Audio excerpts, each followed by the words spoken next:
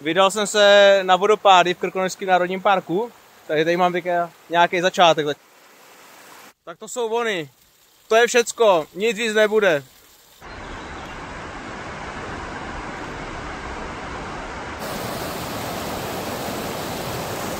No dívejte se na to, není to nádherný? No, není to tak hrozně na koupačku, je to dobrý. Už se pomale blížím tam, kde jsem byl před 2 rokama. Tady se koupat ale nebudeme. Myslím si, že tady by to mohlo stačit. Já musím tady dolů, tady překonat vodu, tam překonat vodu a tam se dostat.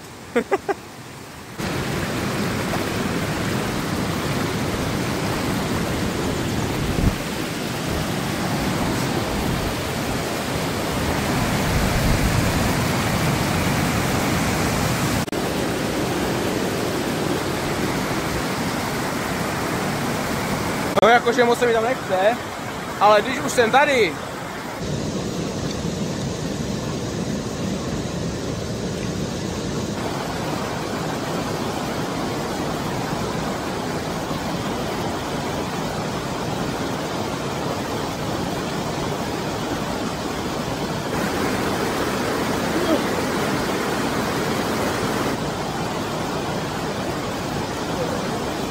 myslel jsem si, že to bude teplejší, ale ani hovno.